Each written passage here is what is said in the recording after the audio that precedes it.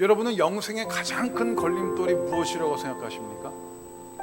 우리가 불신자들에게서 볼 수 있는 가장 흔한 반응은 다름 아닌 자기의라고 할 수 있겠습니다. 이것은 주로 내가 나름 지금까지 양심껏 착하게 살아왔다, 이런 자긍심의 형태로 나타나곤 하죠. 자기 기준에서 선하게 살아왔다는 그 느낌이 도리어 하나님의 구원의 손길을 뿌리치게 만드는 방해 요소로 작용을 하는 것이죠. 또 자기의는 저도 어릴 때 교회 좀 다녀봤어요, 이런 말들 속에서도 발견이 될 수 있어요.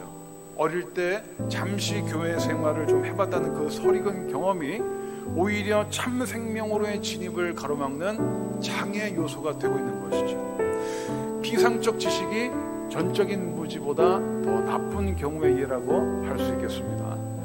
오늘 본문에 등장하는 이 니고데모라는 인물 역시 예수님의 표정만 보고 예수님을 나름 다 안다고 착각했던 인물이에요. 이미 요한복음의 저자인 요한은 표적들에 근거한 믿음은 부적절한 것이다 라는 사실을 밝힌 바 있습니다. 많은 사람이 그의 행하시는 표적을 보고 그의 이름을 믿었으나 예수는 그의 몸을 그들에게 의탁하지 아니하셨으니 이는 친히 모든 사람을 아심이요, 예수님과 그분의 말씀이 아니라 그분이 일으키신 기적과 이적 때문에 믿는 믿음은 후에 상황과 조건이 달라지면 얼마든지 변할 수 있다는 것을 누구보다 예수님이 잘 아셨기 때문에 그들을 신뢰하지 않으셨던 거예요.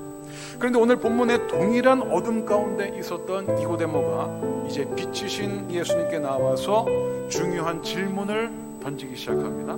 그런데 바리새인 중에 니고데모라 하는 사람이 있으니 유대인의 지도자라. 니고데모는 유대교 내에서도 최고의 자격을 두루 갖춘 인물로 예수님을 찾아오게 되죠. 때문에 그가 오늘 예수님과의 대화를 통해서 심히 당황하게 될 것이고 기존의 신념이 뿌리채 흔들리게 될 것은 니고데모 본인이 전혀 예상치 못한 결과이기도 했습니다. 그가 밤에 예수께 와서 이르되 라비여, 우리가 당신은 하나님께로부터 오신 선생인 줄 아나이다.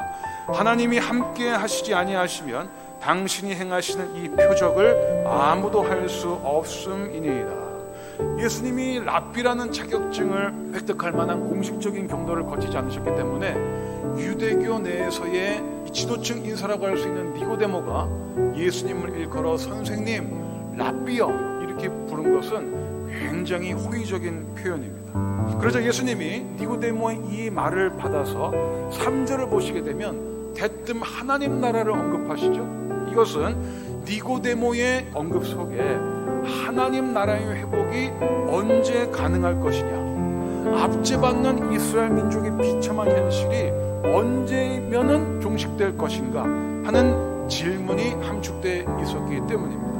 여기서 우리가 특별히 주목해야 할 부분은 니고데모가 당시 전형적인 유대인들이 다 그러했듯이 자신은 응당 그 나라에 들어갈 걸 전제해 놓고 이 질문을 한다는 사실이에요. 어떤 면에서 니고데모는 하나님 나라와 같은 그럴듯한 대의 명분을 운운하지만 정작 스스로가 자기 기만의 덫에 빠져있다는 사실에 대해 무지해했던 전형적인 인물이었던 것이죠.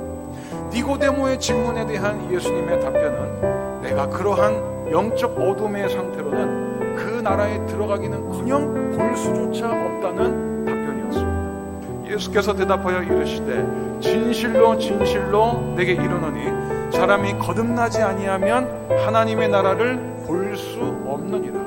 니고데모는 갑작스럽게 자신의 영적인 필요를 드러내시는 예수님의 답변에 너무 당황해하고 충격을 내비칩니다. 여기서 중요한 말로 거듭나야 된다 이렇게 말씀하실 때 이 거듭이라는 헬라어가 아노텐이라는 말인데 영어의 다시라는 뜻을 가진 again, 또 위로부터 난다라는 말로도 번역이 될 수 있어요. from above, 위로부터 난다.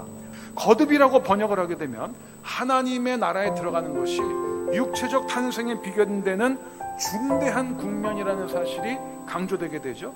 여기서 진실로 진실로 거듭나야 된다 말씀하시죠. 참으로 참으로 중요해서 해주는 말인데 이렇게 얘기하시는 거예요. 다시 태어나야 된다는 말씀 속에는 지금 우리들 속에 결점 아닌 것이 없다는 그 뜻이 내포되어 있는 것이에요. 예를 들어서 술 끊고 담배 끊으면 하나님 나라 들어갈 수 있는 고작 그 정도 수준이 아니라 우리의 본성 전체가 새롭게 갱신되어야만 하나님 나라를 볼 수 있다는 말씀이에요. 또 이 말을 위로부터라고 번역을 하게 되면 거듭남의 초자연적인 기원을 강조하는 그런 뜻이 되죠. 즉 하나님의 나라는 인간의 초라한 의의가 전혀 필요 없는 오직 위에 계신 하나님이 행하시는 주도적인 역사라는 것이에요. 선거철만 되게 되면 각 당에서 하는 선전 구호들이 있죠.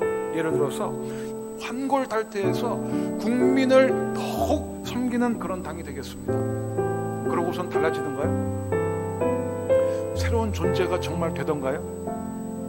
지금 예수님께서 말씀하시는 거듭남이라고 하는 것은 고작 그런 결심과 각성으로만 달라질 수 있는 차원을 말씀하시는 것이 아니라는 것이에요. 우리의 본성 전체가 우리의 힘으로는 변할 리가 없고 하나님의 주권적인 일하심을 통해서 전면적인 갱신을 맛보게 되는 것, 그게 영생이에요. 요한복음에서 영생이라는 말은 하나님의 나라라는 말과 동의어입니다. 인간은 자기 스스로의 의의를 주장하게 될 때 반드시 자기 모습을 드러내게 돼 있어요. 가령 아무리 니고데모가 도덕성이 출중해서 지도자가 되었고 성경 지식이 탁월하고 선행과 구제를 많이 한 유대교 신자라 할지라도 니고데모보다 모든 면에서 더 뛰어난 사람이 나타난다면 그의 의의는 금세 아무것도 아닌 지푸라기 의의가 되고 마는 것이죠. 누군가 늘 자기를 히틀러나 살인마 유영철 정도와 비교해서 스스로를 의롭다, 난 착하게 살아온 사람이다, 이렇게 생각하는 사람이 있다면 당장 장기려 박사님과 같은 분들로 비교 대상을 잠시만 옮겨보아도 즉시 초라해지는 자기 모습을 발견할 수 있게 된다는 거예요. 예수께서 대답하시되 진실로 진실로 내게 이르노니 사람이 물과 성령으로 나지 아니하면 하나님의 나라에 들어갈 수 없느니라. 여러분은 물과 성령으로 거듭나셨습니까? 도대체 이게 무슨 뜻이죠? 이 말의 의미를 깨닫지 못해서 어려움을 겪는 니고데모의 모습에 예수님이 놀라워하시죠.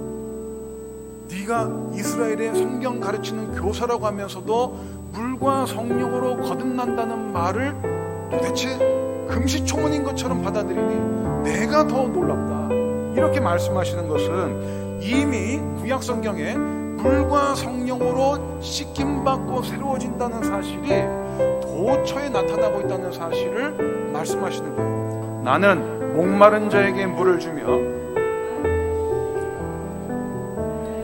내 자손에게 나의 복을 내 후손에게 부어주리니, 여기서도 물이라는 말과 영이라는 말이 결합되어 나오죠. 여기뿐만이 아닙니다. 맑은 물을 너희에게 뿌려서 너희로 정결하게 하되 곧 너희 모든 더러운 곳 에서와 모든 우상 숭배에서 너희를 정결하게 할 것이며 또 새 영을 너희 속에 두고 새 마음을 너희에게 주되 너희 육신에서 굳은 마음을 제거하고 부드러운 마음을 줄 것이며 또 내 영을 너희 속에 두어 너희로 내 율례를 행하게 하리니 너희가 내 규례를 지켜 행할지라. 여기에서도 물과 영이 결합되어 언급되는 것을 확인할 수 있습니다. 이 본문들은 구약 성경에 미리 예고된 종말론적 이미지의 예시예요. 고로 예수님이 니고데모에게 하신 내가 물과 성령으로 반드시 거듭나야 한다는 이 말씀은 이제 종말론적인 새 시대가 동토맞다는 것을 말씀하시는 거예요. 동시에 우리를 새롭게 하실 그 왕이 이미 이 땅에 와 계시다는 사실을 암시하시는 거예요. 더불어 이 시대의 주된 특징은 하나님의 영이 사람들 사이에서 바람처럼 역사하는 시대가 될 것이라고 말씀을 덧붙이십니다. 바람이 임의로 불매 내가 그 소리는 들어도 어디로 와서 어디로 가는지 알지 못하나니 성령으로 나는 사람도 다 그러하니라. 니고데모의 이해를 도우시기 위해서 예수님께서 두 번째로 드신 비유는 바람이 지닌 본질적인 불가사의함에 있습니다. 오늘날 과학의 발전으로 인해서 바람의 기원과 본질에 대해서 예전보다 더 잘 알게 되었다고 과학자들은 자부하지만, 바람의 방향에 대해서는 예수님의 시대보다 더 나아진 게 없어요. 바람을 그렇게 잘한다면 왜 태풍 앞에 그렇게 속수무책으로 무기력을 드러내는 것입니까? 여기서 예수님이 말씀하시는 것은 거듭남은 초자연적인 것이며 인간의 통제나 지식을 넘어서는 것이란 거예요. 바람과 같은 성령의 역사는 인간의 종교 체제들 속에 담길 수 없다는 것이죠. 동시에 그 바람에 불가사의함에도 불구하고 그 바람을 직접 쐰 사람들은 그 결과들을 직접 체험할 수 있다는 말씀이기도 한 것입니다. 이번에는 예수님께서 그의 결정을 요구하실 시점이 되었어요. 모세가 광야에서 뱀을 든 것 같이 인자도 들려야 하리니 이는 그를 믿는 자마다 영생을 얻게 하려 하심이니라.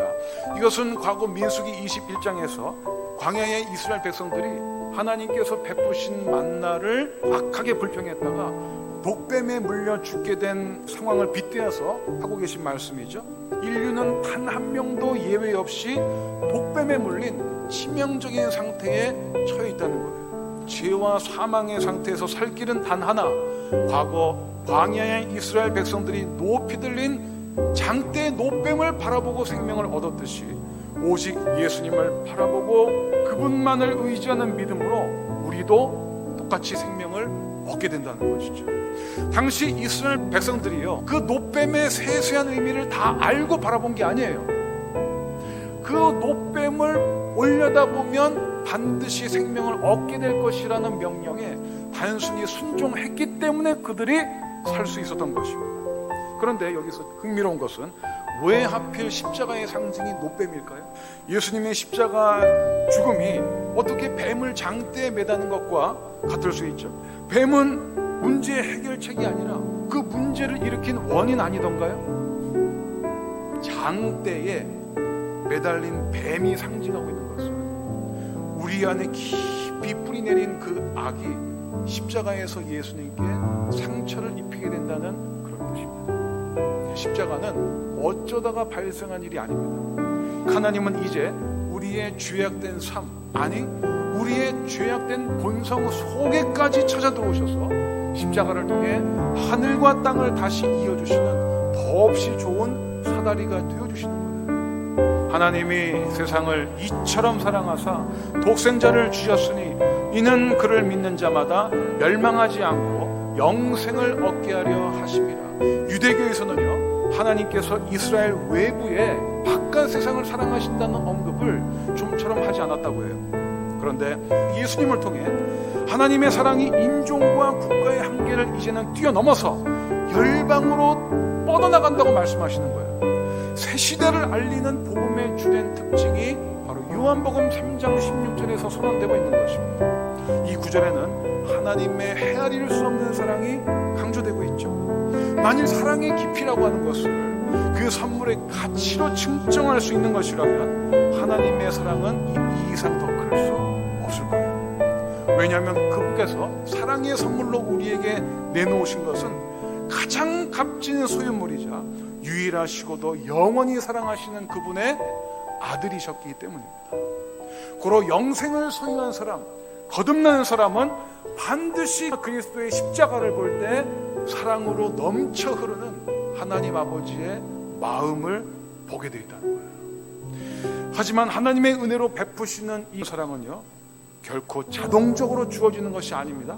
불신과 거부의 반응을 보이는 곳에서는 그 결과가 너무나 엄숙한 거예요. 요한은 그들에게 멸망이라는 용어를 사용하고 있어요. 오늘 예수님과 니고데모와의 대화는 성경 전체에서 너무나 중요한 말씀이에요. 왜냐하면 성령으로 거듭난다는 것이 무엇인지를 설명하고 있는 본문이기 때문입니다. 오늘 본문에 나오는 니고데모와 4장에 나오는 사마리아 여인은 확실한 대조를 이루는 두 인물이죠. 니고데모는 유대인이에요.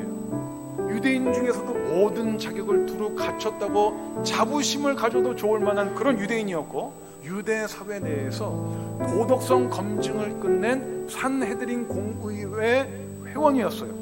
또 성경을 가르치고 이스라엘 백성들을 지도하는 성경 교사이기도 했습니다. 반면 사마리아 여인은 유대인들이 천대해 맞지 않는 혼혈인에다가 당시 사람 수에도 치지 않던 여자였으며 불행한 과거를 현재까지 이어오면서 심지어는 자신의 동족에게도 기피의 대상이 되었던 인물이에요. 그런데 이렇게 전혀 자격을 갖춘 것 같지 않은 바로 이 여인이 도리어 예수님을 만나 바로 그 자리에서 주님을 영접하게 됩니다. 그런 다음 제일 먼저 뭘 했죠? 자기가 들어온 물덩이를 우물 곁에 내팽겨치고 자신을 그렇게 혐오에 맞지 않던 마을 사람들에게로 달려가 예수님을 증거해요. 최초의 이방인 복음 전도자인 것입니다. 예수님을 이해하고 받아들이기에 가장 준비가 안 되어 있을 거라고 생각되었던 이 여인은 예수님을 즉시 받아들인 반면에 밤에 찾아온 한 신학자는 예수님께 단지 질문들만을 제기했을 뿐입니다. 거듭남은 오직 하나님께서 행하시는 역사임을 보여주는 중요한 예증인 것이죠. 오늘 본문에서 요한은 세상에 있는 자들이 주님을 믿기로 결심할 때 과연 어떤 일이 일어나게 될지를 이 두 인물의 대조를 통해서 보여주고 있는 거예요. 그들은 하나님의 자녀로 반드시 변화되게 되며 그리고 예수님을 증거하는 일꾼으로 살아가게 된다는 거예요. 왜냐하면 그들에게 그렇게 살려는 본성적인 의지가 있기 때문이 아니라 이제는 그들 속에 하나님의 생명이 역사하셔서 그들의 삶을 끌어가시기 때문인 거예요. 영생의 최대 걸림돌은 불신자들의 자기 의에 있는 것이 아니라 오히려 니고데모처럼 나는 구원 따놓은 당사자야, 이렇게 교회 안에서 자부하면서 내 가족과 이웃들의 구원에는 입을 걸어닫고 있는 바로 우리 자신의 무책임함이 가장 큰 걸림돌입니다. 내 가족 중에 누군가가 설렁설렁 대충대충 한쪽에는 세상에 발을 디뎌놓고 한쪽에는 교회에 겨우 발 한쪽 걸쳐놓고 이런 걸 보고 있으면서도 아무런 경고도 하려 들지 않는 영적 안전 불감증이 바로 가장 큰 걸림돌이에요. 또 예전엔 저도 교회 생활 좀 해봤어요. 이런 추억에 갇혀 사는 내 가족과 이웃들이 결국 미련한 다섯 처녀들처럼 비참한 운명을 겪게 될 거라는 사실을 잘 알면서도 무덤덤하게 지켜만 보고 있는 소심함이야말로 가장 큰 걸림돌인 것입니다. 종교는 절대로 인간을 구원할 수 없고 영생이란 단지 새로운 깨달음이 아니라 오직 하나님의 영으로 새로운 존재가 되는 문제라고 분명히 말씀을 하셨습니다. 그럼 이제 우리가 해야 할 일은 무엇이겠습니까? 뱀이 내 가족과 내 골육 친지들을 죽이게 내버려 두어서는 안 된다는 거예요. 왜냐하면 이미 그 독뱀의 심판을 예수님이 2000년 전에 받아버리셨는데 그 사실에 아랑곳하지 않고 내가 그 심판을 감당할 수 있을 것처럼 자기의 일을 내세우는 그 어리석은 짓을 포기하게 만들어야 된다는 거예요. 그들이 하나님의 심판을 자초하지 않게 해야 된다는 것입니다.